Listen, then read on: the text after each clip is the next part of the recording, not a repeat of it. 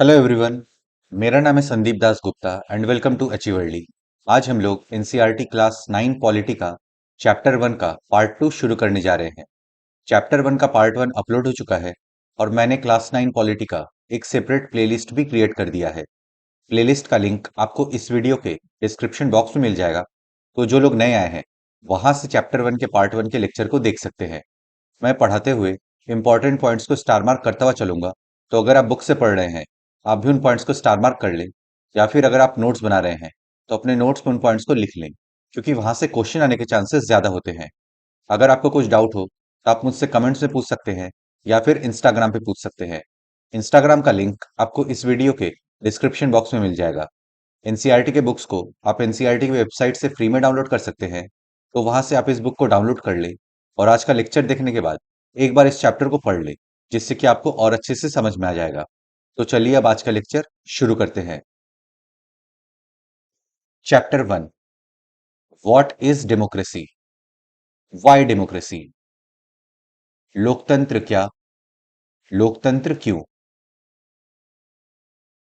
हमने पिछले लेक्चर में चैप्टर 1 के पार्ट 1 को कवर कर लिया था।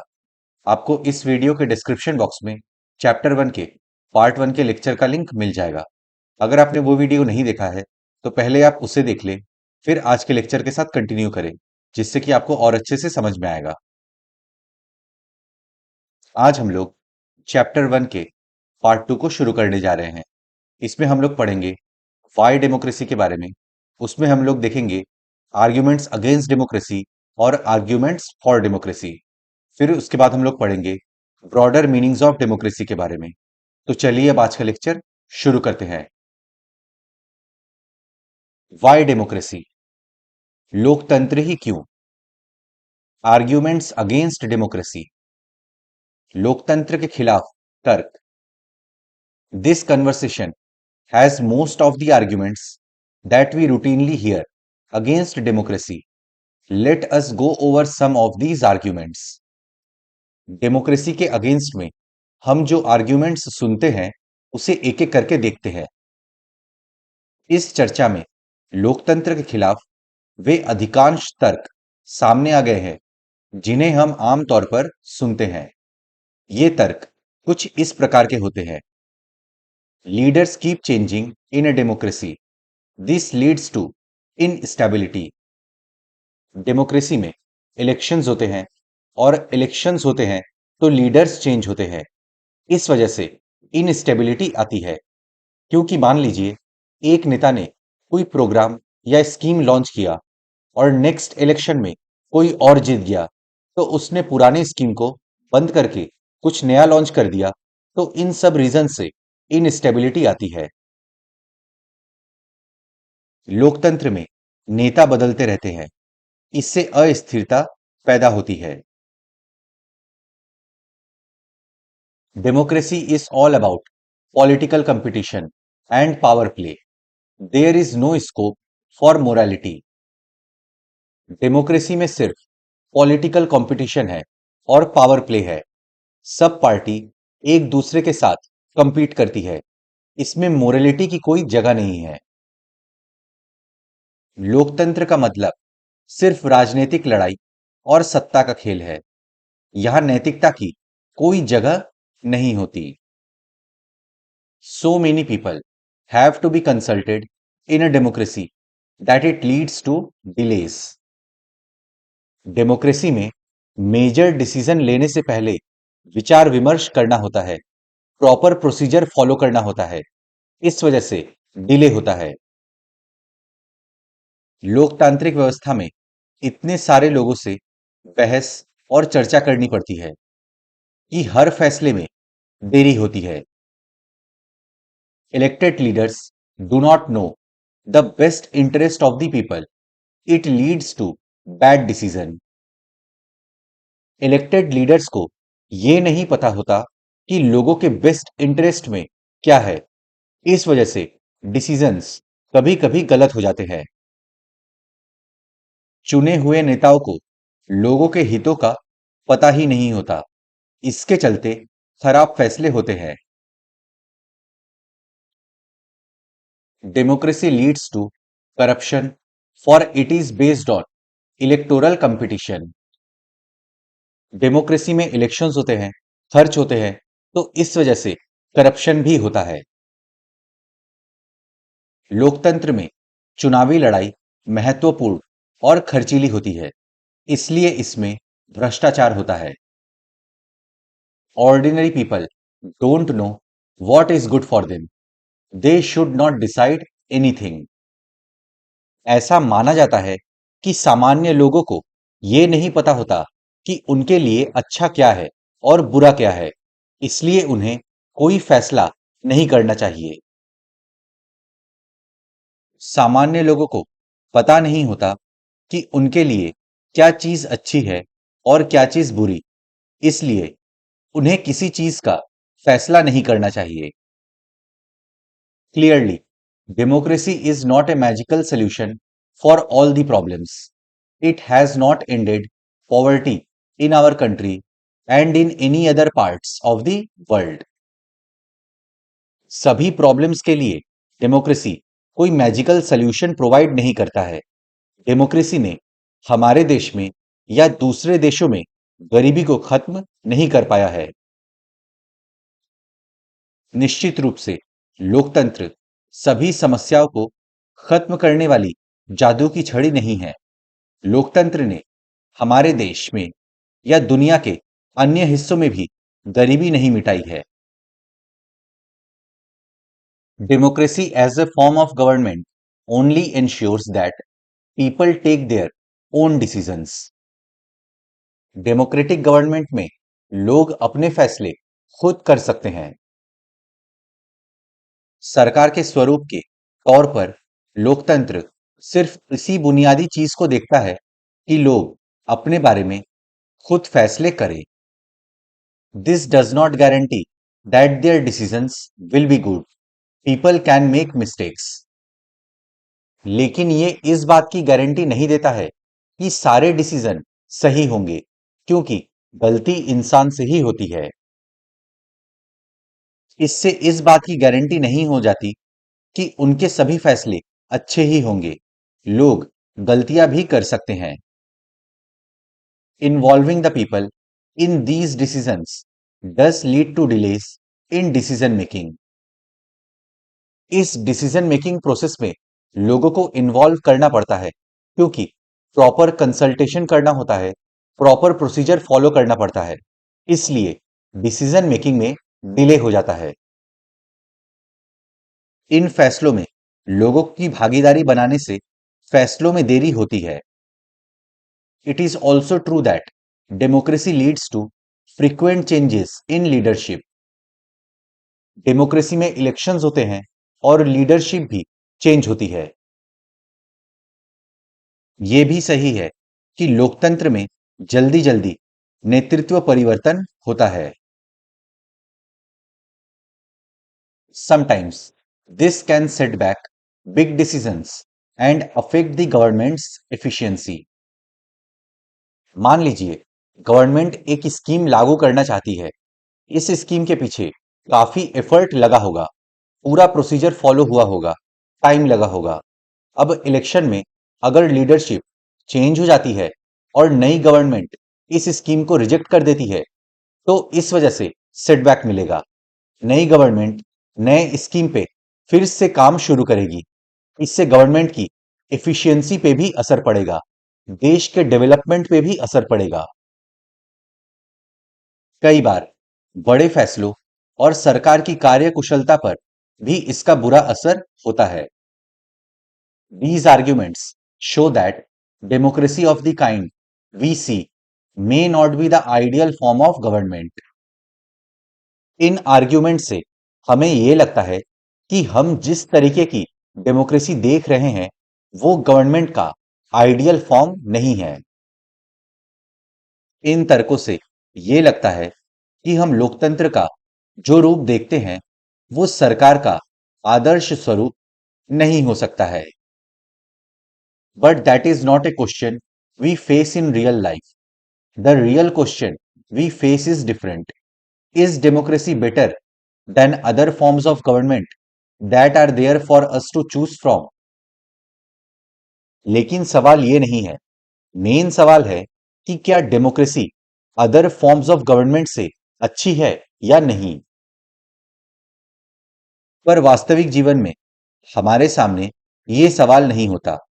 वहां सवाल ये होता है कि क्या हमारे पास सरकार के स्वरूपों के जो विकल्प उपलब्ध हैं, उनमें लोकतंत्र किसी भी दूसरे से बेहतर है। अब हम लोग पढ़ेंगे आर्ग्यूमेंट्स फॉर डेमोक्रेसी के बारे में। लोकतंत्र के पक्ष में तर्क। China's famine of 1958-1961 was the worst recorded famine in world history. Nearly 3 crore people died in this famine. 1958 से 1961 में वर्ल्ड हिस्ट्री का सबसे वर्स्ट फेमाइन चाइना में पड़ा था। इसमें लगभग 3 करोड़ लोग भूख से मरे थे। चीन में 1958 से 61 के दौरान पड़ा अकाल विश्व इतिहास का अब तक ज्ञात सबसे भयावह अकाल था। इसमें करीब 3 करोड़ लोग भूख से मरे। During those days India's economic condition was not much better than China, yet India did not have a famine of the kind China had. उस टाइम भारत की इकोनॉमी चाइना से कोई बहुत अच्छी नहीं थी, फिर भी भारत में चाइना के जैसे फेमाइन नहीं आया था। उन दिनों भारत की आर्थिक स्थिति चीन से कोई बहुत अच्छी नहीं थी, फिर भी भारत में चीन के समान अकाल और भूखमरी की स्थिति नहीं आई। Economists think that this was a result of different government policies in the two countries. Economists का मानना था कि दोनों देशों की गवर्नमेंट डिफरेंट पॉलिसीज फॉलो करती हैं। इस वजह से फेमाइन का असर दोनों देशों में अलग-अलग था। अर्थशास्त्रियों का मानना है कि ऐसा दोनों देशों की सरकारी नीतियों के अंतर के कारण हुआ। The existence of democracy in India made the Indian government respond to food scarcity in a way that the Chinese government did not. Bharat में डेमोक्रेसी होने के कारण इंडियन गवर्नमेंट ने फूड स्कार्सिटी के मामले को जिस तरीके से हैंडल किया था, उस तरीके से चाइनीज गवर्नमेंट ने नहीं किया। भारत में लोकतांत्रिक व्यवस्था होने से भारत सरकार ने खाद्य सुरक्षा के मामले में जिस तरह से काम किया है, वैसा करने की जरूरत चीनी सरकार ने महसूस नहीं की। They point out that no large scale famine has ever taken place in an independent and democratic country. Economists का यह भी कहना है कि इंडिपेंडेंट और डेमोक्रेटिक गवर्नमेंट में कभी भी लार्ज स्केल फेमाइन नहीं आया है। अर्थशास्त्रियों का यह भी कहना है कि किसी भी स्वतंत्र और लोकतांत्रिक देश में कभी भी बड़ा अकाल और बड़ी संख्या में भुखमरी नहीं हुई है। If China too had multi-party elections, an opposition party, and a press free to criticize the government, then so many people may not have died in the famine. अगर चाइना में मल्टी पार्टी इलेक्शंस होते तो opposition party ruling party की कमियों को बताती, वे कहां गलती कर रहे हैं ये पॉइंट आउट करती, प्रेस को आजादी रहती तो वो भी गवर्नमेंट की आलोचना करती, तो फिर रूलिंग पार्टी को पता चलता कि उनसे कहां गलती हो रही है और कहां कमी हो रही है, तो फिर इस फेमाइन में इतने लोग नहीं मरते।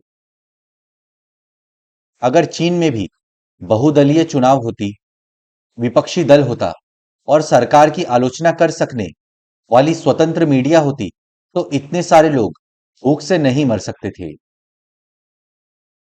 This example brings out one of the reasons why democracy is considered the best form of government.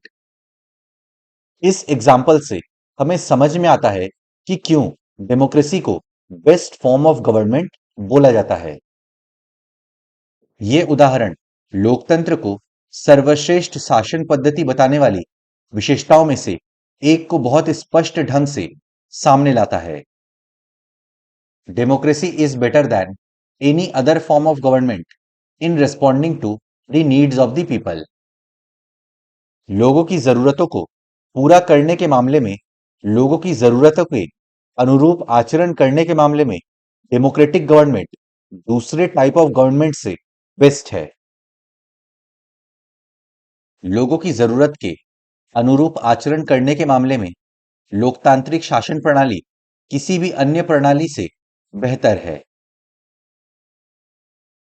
A non-democratic government may and can respond to people's needs, but it all depends on the wishes of the people who rule.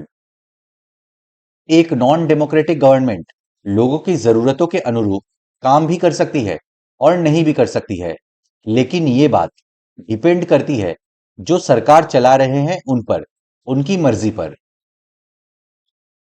गैर लोकतांत्रिक सरकार लोगों की जरूरतों पर ध्यान दे भी सकती है और नहीं भी, और ये सब सरकार चलाने वालों की मर्जी पर निर्भर करेगा।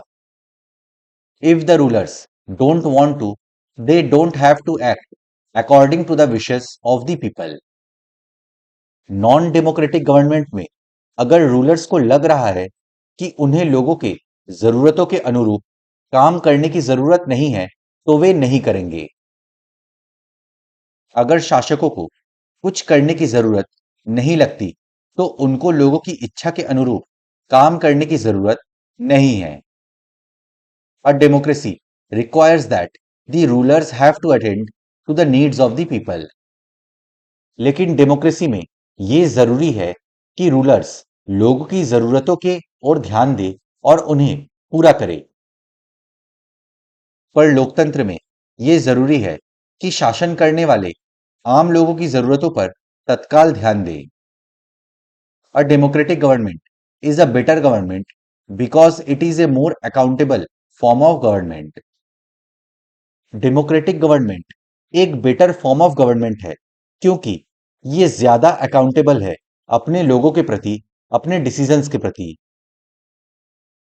लोकतांत्रिक शासन पद्धति दूसरों से बेहतर है क्योंकि ये शासन का अधिक जवाबदेही वाला स्वरूप है। इस पॉइंट को आप स्टार मार्क कर लीजिए।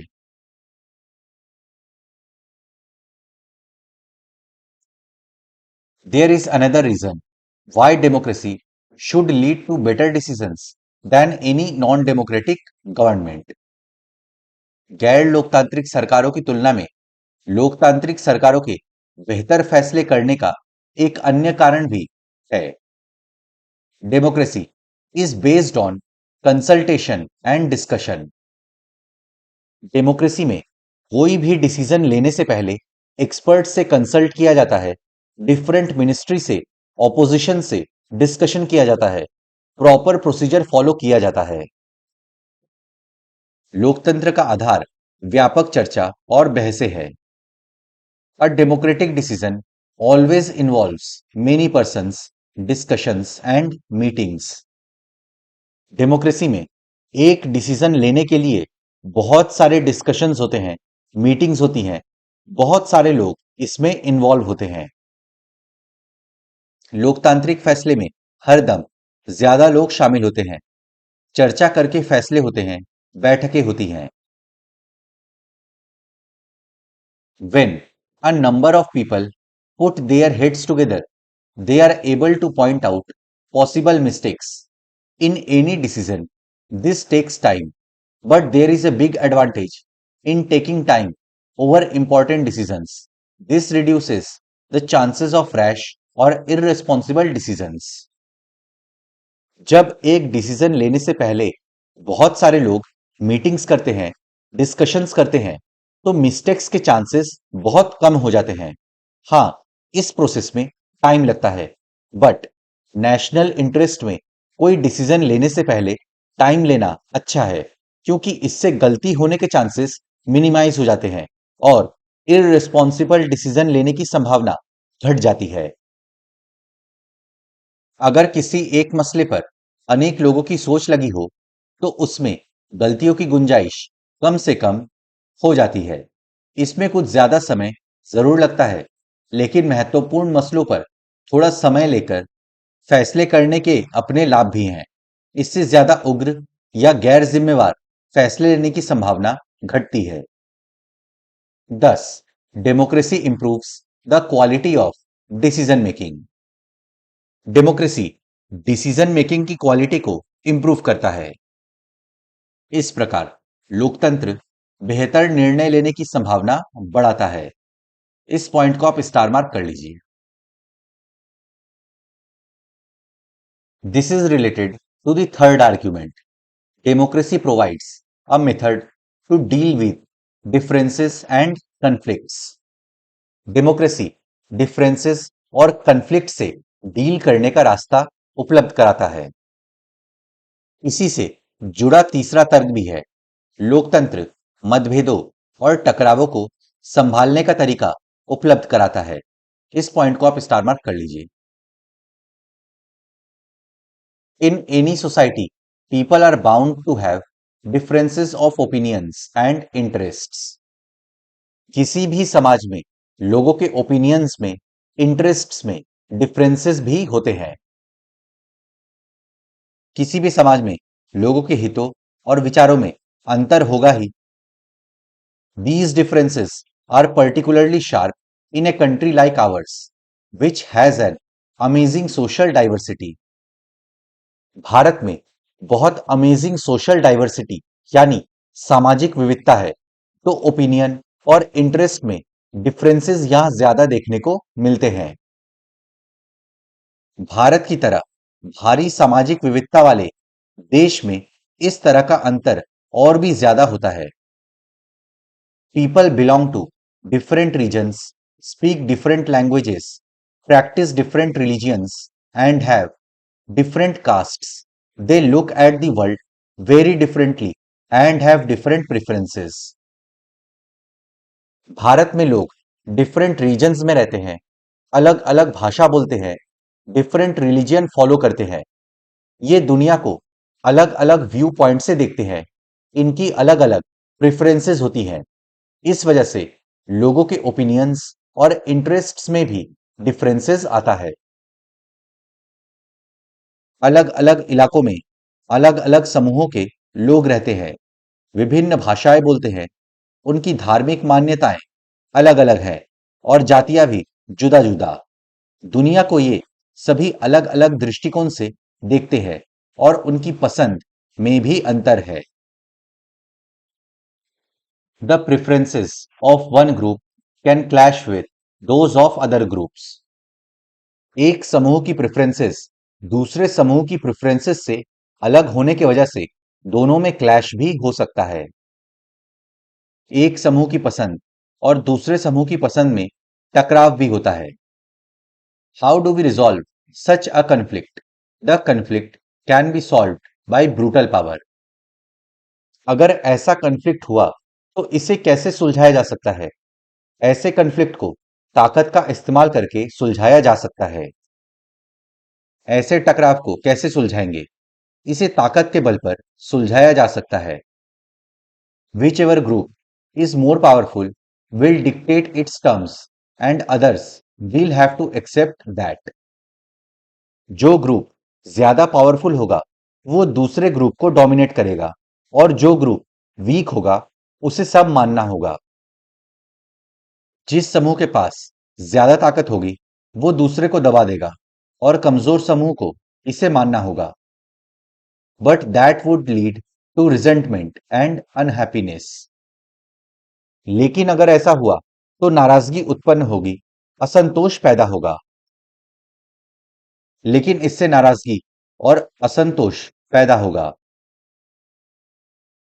Different groups may not be able to live together for long in such a way. अगर ऐसे ही चलता रहा तो दो ग्रुप्स साथ में कभी नहीं रह पाएंगे। ऐसी स्थिति में विभिन्न समूह ज्यादा समय तक साथ नहीं रह सकते। Democracy provides the only peaceful solution to this problem. Democracy इस प्रॉब्लम का एक पीसफुल सॉल्यूशन प्रोवाइड करता है। Free and fair elections conduct होते हैं, लोग अपने इलेक्टेड रिप्रेजेंटेटिव्स खुद चुनते हैं। इससे लोगों के पास ऑप्शन होता है डिसाइड करने का कि हम पे रूल कौन करेगा। लोकतंत्र इस समस्या का एकमात्र शांतिपूर्ण समाधान उपलब्ध कराता है। In democracy, no one is a permanent winner, no one is a permanent loser. Democracy में कोई भी परमानेंट विनर नहीं है और कोई भी परमानेंट लूजर नहीं है।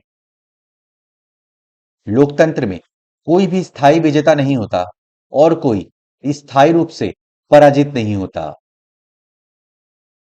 Different groups can live with one another peacefully. Democracy में डिफरेंट ग्रुप्स एक साथ खुशी खुशी रह सकते हैं, शांतिपूर्ण ढंग से रह सकते हैं। सो विभिन्न समूह एक दूसरे के साथ शांतिपूर्ण ढंग से रह सकते हैं। In a diverse country like India, democracy keeps our country together. Bharat जैसे डाइवर्स कंट्री में डेमोक्रेसी ही है जो देश को एक साथ जोड़े रखा है। भारत की तरह विविधता वाले देश को लोकतंत्र ही एकजुट बनाए हुए है। These three arguments were about the effects of democracy on the quality of government and social life. बेहतर सरकार और सामाजिक जीवन पर प्रभाव के हिसाब से ये तीन तर्क लोकतंत्र को काफी मजबूत साबित करते हैं। But the strongest argument for democracy is not about what democracy does to the government. It is about what democracy does to the citizens. लेकिन सबसे स्ट्रॉन्ग आर्ग्यूमेंट डेमोक्रेसी को लेकर गवर्नमेंट से नहीं जुड़ा है। डेमोक्रेसी को लेकर सबसे स्ट्रॉन्ग आर्ग्यूमेंट है कि डेमोक्रेसी सिटीजन के लिए क्या करता है। लेकिन लोकतंत्र के पक्ष में सबसे मजबूत तर्क उससे बनने वाली सरकार के कामकाज से जुड़ा नहीं है। ये तर्क लोकतंत्र और नागरिकों के रिश्ते का है। Even if democracy does not bring about better decisions and accountable government, it is still better than other forms of government. चाहे डेमोक्रेसी में बेटर डिसीजन ना लिए जा सके, चाहे गवर्नमेंट अकाउंटेबल ना हो, फिर भी डेमोक्रेसी दूसरे फॉर्म ऑफ गवर्नमेंट से बहुत अच्छी है। लोकतंत्र में नागरिकों की जो हैसियत होती है वो किसी और व्यवस्था में नहीं होती। अगर इस व्यवस्था में बेहतर फैसले लेने और उत्तरदायी सरकार चलाने का काम ना भी हो, तब भी ये दूसरों से बेहतर है। Democracy enhances the dignity of citizens. Democracy दूसरे फॉर्म ऑफ गवर्नमेंट से क्यों अच्छी है? क्योंकि डेमोक्रेसी सिटीजन्स के डिग्निटी को यानी सम्मान को बढ़ाता है। लोकतंत्र नागरिकों का सम्मान बढ़ाता है। इस पॉइंट को भी आप स्टार मार्क कर लीजिए। As we discussed above, democracy is based on the principle of political equality, on recognizing that the poorest and the least educated has the same status as the rich and the educated. हमने पिछले lecture में discuss किया था कि democracy political equality यानी राजनीतिक समानता के सिद्धांत पर आधारित है। यहां एक गरीब और कम पढ़े लिखे व्यक्ति को वही स्टेटस प्राप्त है जो एक अमीर और एजुकेटेड व्यक्ति को प्राप्त है। डिस्क्रिमिनेशन नहीं है। सब अपना डिसीजन खुद ले सकते हैं। लॉ की नजर में सब इक्वल है। सभी एडल्ट सिटीजन को वोट देने का अधिकार है। सबके वोट का वैल्यू सेम है। लोकतंत्र राजनीतिक समानता के सिद्धांत पर आधारित है। यहां सबसे गरीब और अनपढ़ को भी वही दर्जा प्राप्त है जो अमीर और पढ़े लिखे लोगों को है। People are not subjects of a ruler, they are the rulers themselves. Even when they make mistakes, they are responsible for their conduct. लोग रूलर्स के सब्जेक्ट्स यानी प्रजा नहीं है। लोग स्वयं ही अपने रूलर हैं, क्योंकि वे ही रिप्रेजेंटेटिव्स चुनते हैं। अगर लोग गलती करते हैं तो खुद अकाउंटेबल भी होते हैं। लोग किसी शासक की प्रजा ना होकर खुद अपने शासक हैं। अगर वे गलतियां करते हैं तब भी वे खुद इसके लिए जवाबदेह होते हैं। Finally, democracy is better than other forms of government because it allows us to correct its own mistakes. Democracy दूसरे फॉर्म ऑफ गवर्नमेंट से अच्छा है क्योंकि इसमें हमें अपनी गलती सुधारने का मौका मिलता है। लोकतंत्र के पक्ष में आखिरी तर्क यह है कि लोकतांत्रिक व्यवस्था दूसरों से बेहतर है क्योंकि इसमें हमें अपनी गलती ठीक करने का अवसर भी मिलता है। As we saw above, there is no guarantee that mistakes cannot be made in democracy. No form of government can guarantee that. जैसा कि हमने पढ़ा कि ऐसी कोई गारंटी नहीं है कि डेमोक्रेसी में गलतियां नहीं होगी। इवन कोई भी फॉर्म ऑफ गवर्नमेंट हो, इस बात की गारंटी कोई नहीं ले सकता कि उससे गलती नहीं होगी। जैसा कि हमने ऊपर देखा है, इस बात की कोई गारंटी नहीं है कि लोकतंत्र में कोई गलती नहीं हो सकती।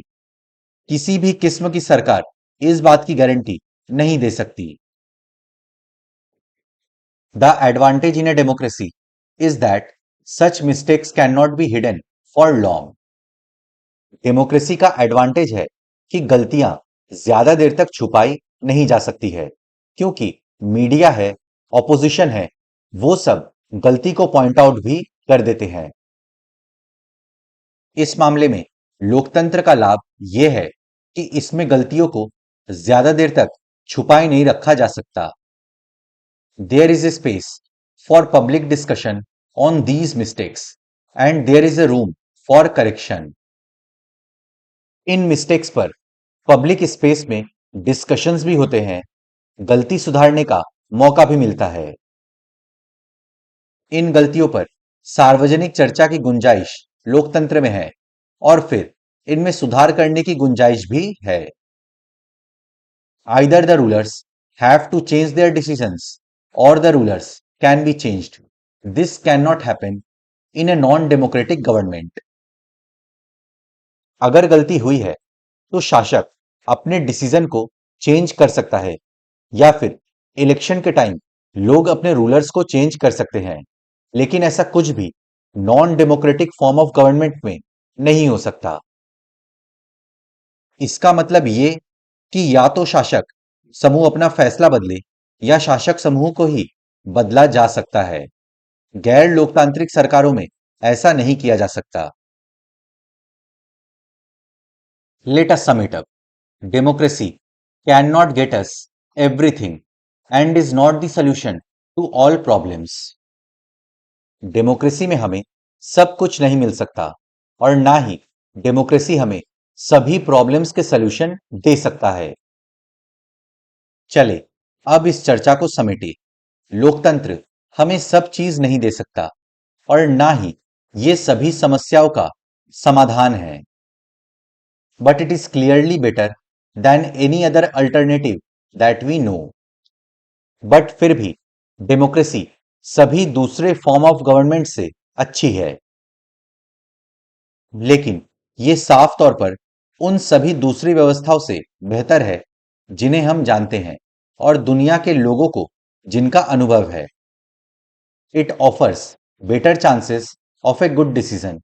It is likely to respect people's own wishes and allows different kinds of people to live together. Democracy में हमें अच्छे डिसीजन लेने का मौका मिलता है। इसमें लोगों की इच्छाओं का सम्मान किए जाने की संभावना है। डेमोक्रेसी में अलग अलग तरह के लोग शांतिपूर्ण ढंग से एक दूसरे के साथ रहते हैं। ये अच्छे फैसलों के लिए बेहतर अवसर उपलब्ध कराता है। इसमें लोगों की इच्छाओं का सम्मान किए जाने की ज्यादा संभावना है और इसमें अलग अलग तरह के लोग ज्यादा बेहतर ढंग से साथ साथ रह सकते हैं। Even when it fails to do some of these things, it allows a way of correcting its mistakes and offers more dignity to all citizens. अगर डेमोक्रेसी में कुछ मिस्टेक हो भी जाती है तो उसे सुधारने का स्कोप भी रहता है। डेमोक्रेसी में सिटीजन को ज्यादा सम्मान भी मिलता है। अगर ये इनमें से कुछ काम करने में असफल रहता है, तब भी इसमें गलती सुधारने की संभावना है और इसमें सभी नागरिकों को ज्यादा सम्मान मिलता है। That is why democracy is considered the best form of government. इन्हीं सब रीजंस के वजह से democratic form of government best form of government है। इसी वजह से लोकतंत्र को सबसे अच्छी शासन व्यवस्था माना जाता है। अब हम लोग का नेक्स्ट टॉपिक है ब्रॉडर मीनिंग्स ऑफ डेमोक्रेसी, लोकतंत्र का बृहत्तर अर्थ। In this chapter we have considered the meaning of democracy in a limited and descriptive sense.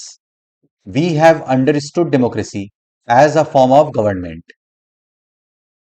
इस चैप्टर में हमने डेमोक्रेसी के बारे में समझा और democracy as a form of government के बारे में समझा।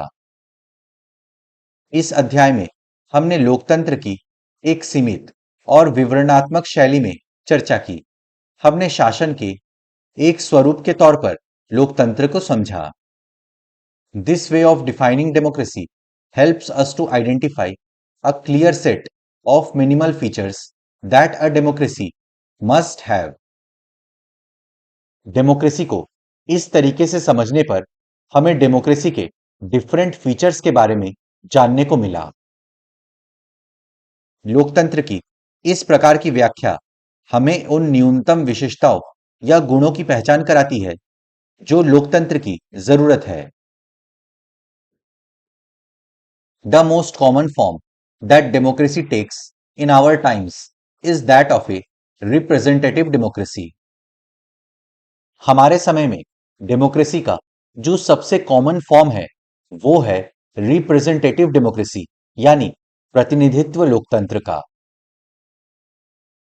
हमारे समय में लोकतंत्र का सबसे आम रूप है प्रतिनिधित्व वाला लोकतंत्र। In the countries we call democracy, all the people do not rule. जिन देशों में हम डेमोक्रेसी होने की बात करते हैं वहां सभी लोग शासन नहीं करते। हम जिन देशों में लोकतंत्र होने की बात करते हैं वहां सभी लोग शासन नहीं चलाते। A majority is allowed to take decisions on behalf of all the people, even the majority does not rule directly. लोग अपने रिप्रेजेंटेटिव्स खुद चुनते हैं और जब एक पार्टी को मेजोरिटी वोट्स मिलते हैं तो वो गवर्नमेंट फॉर्म करती है और लोगों की तरफ से डिसीजन लेती है। मेजोरिटी भी डायरेक्टली रूल नहीं करती, उन्हें भी प्रॉपर प्रोसीजर फॉलो करना पड़ता है। सभी लोगों की तरफ से बहुमत को फैसले लेने का अधिकार होता है और ये बहुमत भी स्वयं शासन नहीं चलाता। The majority of people rule through their elected representatives. This becomes necessary because बहुमत का शासन भी चुने हुए प्रतिनिधियों के माध्यम से होता है। ये जरूरी हो जाता है क्योंकि modern democracies involve such a large number of people that it is physically impossible for them to sit together and take a collective decision. Modern democracies में लोगों की संख्या इतनी ज्यादा है कि सब लोग एक साथ नहीं बैठ सकते और एक मैटर पर डिसीजन नहीं ले सकते क्योंकि इसमें केओस क्रिएट हो जाएगा। आधुनिक लोकतंत्र शासन व्यवस्था में इतने अधिक लोग होते हैं कि हर बात के लिए सबको साथ बैठाकर सामूहिक फैसला कर पाना संभव ही नहीं हो सकता। Even if they could, the citizen does not have the time, the desire or the skills to take part in all the decisions. अगर सिटीजन ऐसा कर पाते फिर भी लोगों के पास इतना टाइम नहीं रहता क्योंकि सबको अपने अपने काम हैं और सभी लोगों के पास इन डिस्कशंस में शामिल होने का ना तो स्किल है और ना ही डिजायर। अगर ये संभव हो तब भी हर एक नागरिक के पास हर फैसले में भाग लेने का समय, इच्छा या योग्यता और कौशल नहीं होता। This gives us a clear but minimal understanding of democracy This clarity helps us to distinguish democracies from non-democracies. अभी तक के डिस्कशन से हमें डेमोक्रेसी के बारे में थोड़ी बहुत अंडरस्टैंडिंग हो गई है। अब हम डेमोक्रेसी और नॉन डेमोक्रेसीज के बीच में फर्क बता सकते हैं। इसमें हमें लोकतंत्र की स्पष्ट लेकिन न्यूनतम जरूरी समझ मिलती है। इस स्पष्टता से हमें लोकतांत्रिक और अलोकतांत्रिक सरकारों में अंतर करने में मदद मिलती है। But it does not allow us to distinguish between a democracy and a good democracy. लेकिन अभी भी हम डेमोक्रेसी और गुड डेमोक्रेसी के बीच फर्क नहीं कर पा रहे हैं। लेकिन इसमें हमें एक सामान्य लोकतंत्र और एक अच्छे लोकतंत्र के बीच अंतर करने की क्षमता नहीं मिल जाती।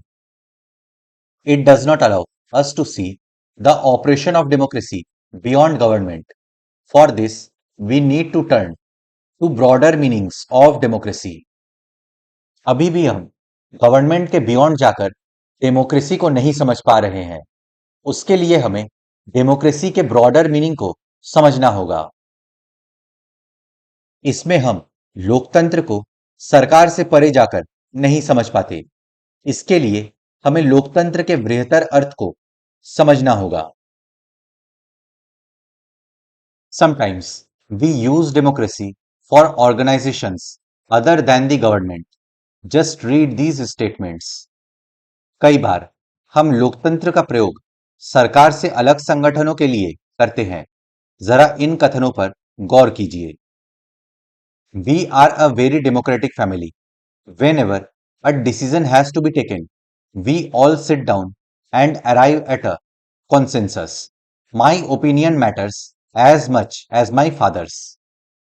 हम लोग ऐसा कहते हैं कि हम लोगों का परिवार डेमोक्रेटिक है। कोई भी डिसीजन लेने से पहले परिवार के सब लोग एक साथ बैठकर सहमति से फैसला लेते हैं। फैसले में मेरे ओपिनियन का भी उतना ही महत्व है जितना मेरे पिताजी का। हम लोगों का परिवार काफी लोकतांत्रिक है। जब भी फैसला करना होता है तो हम सभी साथ बैठकर आपसी सहमति से फैसले लेते हैं। फैसले में मेरे विचारों का भी उतना ही महत्व होता है जितना मेरे पिताजी का। I don't like teachers who do not allow students to speak and ask questions in the class. I would like to have teachers with democratic temperament. मुझे वो टीचर्स नहीं पसंद जो स्टूडेंट्स को बोलने नहीं देते और क्लास में क्वेश्चंस नहीं पूछने देते। मुझे वो टीचर्स पसंद है जिनकी डेमोक्रेटिक माइंडसेट है, मतलब क्लास में क्वेश्चंस पूछने देते हैं। मुझे वे शिक्षक नापसंद है जो कक्षा में छात्रों को बोलने और सवाल पूछने की इजाजत नहीं देते। मैं तो ऐसा शिक्षक पसंद करूंगी जो लोकतांत्रिक मानसिकता का हो। One leader and his family members decide everything in this party. How can they talk of democracy? एक नेता और उसके परिवार के लोग ही डिसाइड करते हैं कि इस पार्टी में क्या होगा। इस पार्टी के सारे फैसले वही लेते हैं। इसे डेमोक्रेसी नहीं कह सकते। एक नेता और उसके परिवार के लोग इस पार्टी के सारे फैसले करते हैं। वे क्या लोकतंत्र की बात करेंगे। These ways of using the word democracy go back to its basic sense of a method of taking decisions. In examples में हमने देखा कि जब हम डेमोक्रेसी शब्द का प्रयोग ऐसे करते हैं तो हमें समझ में आता है कि डिसीजन लेने का बेसिक सेंस क्या होता है। लोकतंत्र शब्द का इस तरह का प्रयोग फैसले लेने के उसके बुनियादी तरीके को उजागर करता है। A democratic decision involves consultation with and consent of all those who are affected by that decision. Those who are not powerful have the same say in taking the decision as those who are powerful. एक democratic decision में विचार विमर्श किया जाता है, सबसे स्वीकृति लेनी होती है। तो इसमें यह होता है कि जो शक्तिशाली नहीं है उसका भी उतना ही महत्व होता है जितना कि शक्तिशाली का।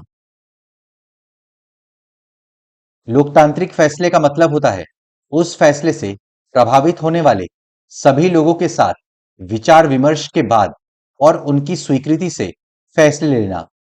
यानी जो बहुत शक्तिशाली ना हो उसका भी किसी फैसले में उतना ही महत्व होना चाहिए जितना किसी बहुत शक्तिशाली का। This can apply to a government और अ फैमिली और एनी अदर ऑर्गेनाइजेशन। ये कहीं पे भी अप्लाई हो सकता है, चाहे गवर्नमेंट में हो, किसी परिवार में हो या फिर किसी ऑर्गेनाइजेशन में हो। ये बात सरकार या परिवार पर भी लागू होती है और किसी अन्य संगठन पर भी। Thus, democracy is also a principle that can be applied to any sphere of life. Democracy एक ऐसा प्रिंसिपल है, एक ऐसा सिद्धांत है जिसका जीवन के किसी भी क्षेत्र में प्रयोग किया जा सकता है। इस प्रकार लोकतंत्र एक ऐसा सिद्धांत है जिसका प्रयोग जीवन के किसी भी क्षेत्र में हो सकता है। Sometimes we use the word democracy not to describe any existing government but to set up an ideal standard that all democracies must aim to become. कभी कभी डेमोक्रेसी शब्द का प्रयोग एग्जिस्टिंग गवर्नमेंट के लिए नहीं करके एक देश के आइडियल स्टैंडर्ड कैसे होने चाहिए उसे बताने के लिए किया जाता है। कई बार हम लोकतंत्र शब्द का प्रयोग किसी मौजूदा सरकार के लिए नहीं करके कुछ आदर्शों के लिए करते हैं। इन्हें पाने का प्रयास सभी लोकतांत्रिक शासनों को जरूर करना चाहिए। True democracy will come to this country only when no one goes hungry to bed. एक देश में ट्रू डेमोक्रेसी तभी आ पाएगा जब देश में किसी को भी भूखा पेट ना सोना पड़े। इस देश में वास्तविक लोकतंत्र तभी आएगा जब किसी को भी भूखे पेट सोने की जरूरत नहीं रहेगी। In a democracy every citizen must be able to play equal role in decision making. For this you don't need just an equal right to vote. Every citizen needs to have equal information, basic education, equal resources, and a lot of commitment. Democracy में प्रत्येक नागरिक decision making में एक समान भूमिका निभा सके, इसके लिए सिर्फ इक्वल राइट्स टू वोट ही काफी नहीं है।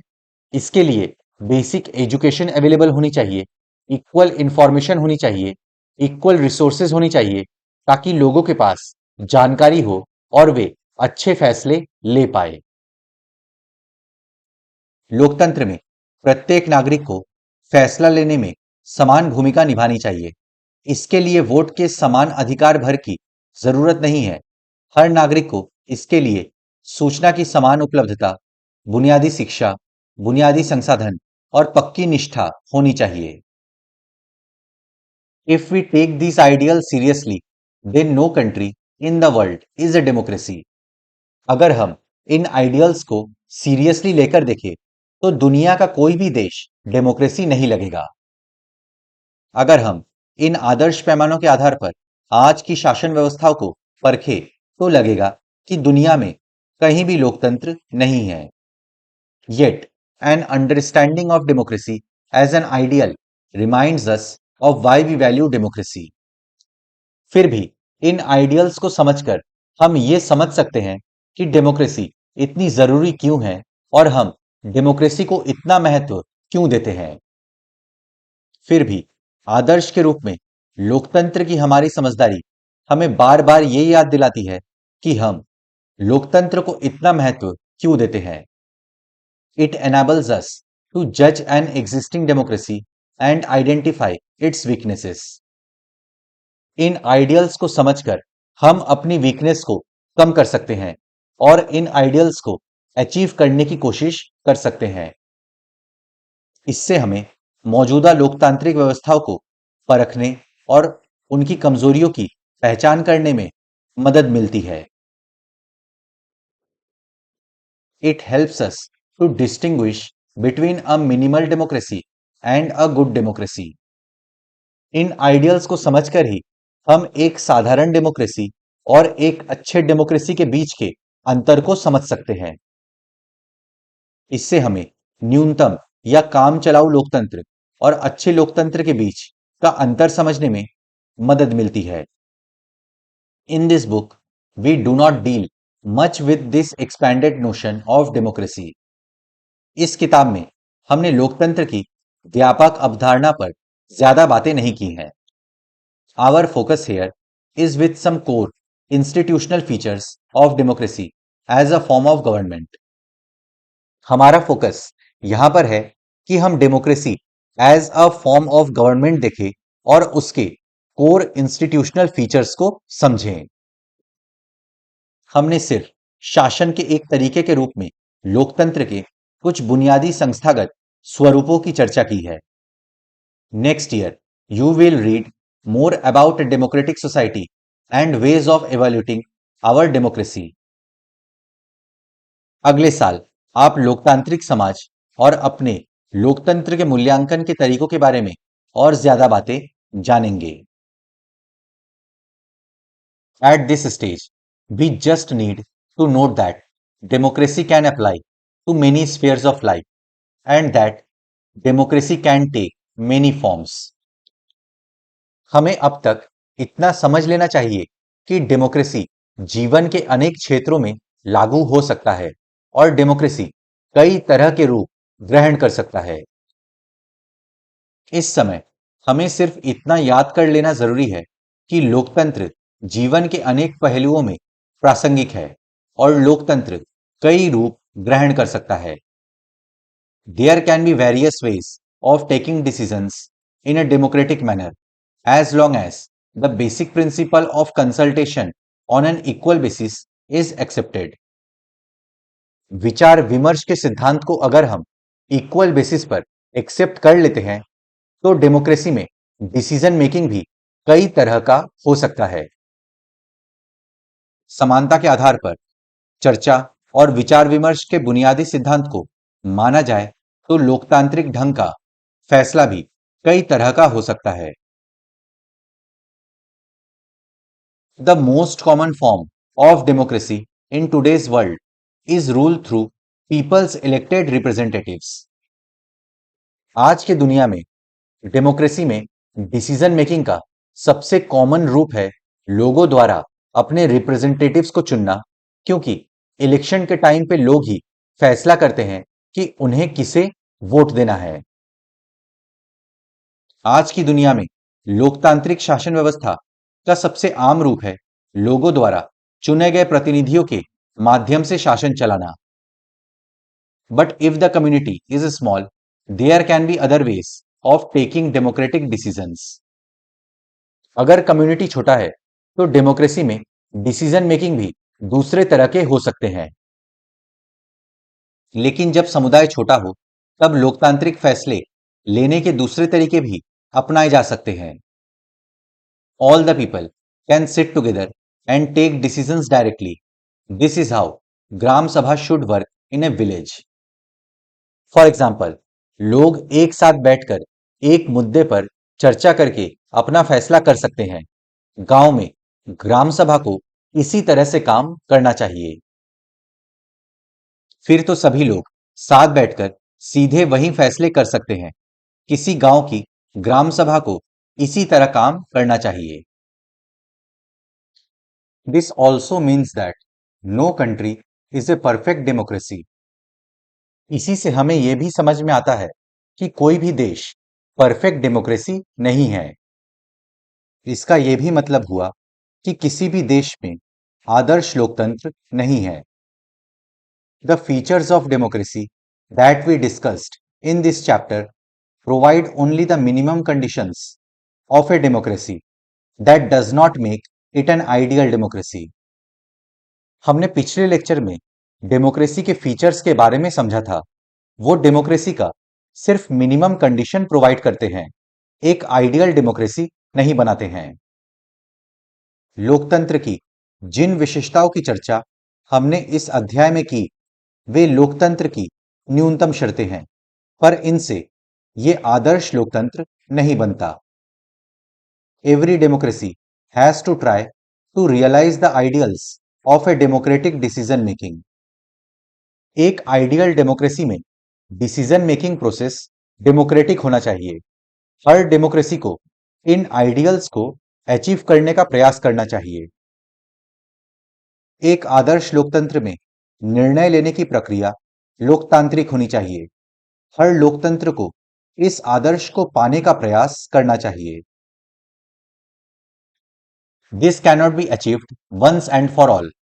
This requires a constant effort to save and strengthen democratic forms of decision making. Ideal democracy को एक बार में अचीव नहीं किया जा सकता। इसके लिए कांस्टेंट एफर्ट करना पड़ेगा और democratic way of decision making को बचाए रखना पड़ेगा और उसे ज्यादा मजबूत करना पड़ेगा। ये स्थिति एक बार में और एक साथ सभी के लिए हासिल नहीं की जा सकती। इसके लिए लोकतांत्रिक फैसले लेने की प्रक्रिया को बचाए रखने और मजबूत करते जाने की जरूरत होती है। What we do as citizens can make a difference to making our country more or less democratic. हम एज अ सिटीजन क्या करते हैं देश में, वो भी बहुत मैटर करता है।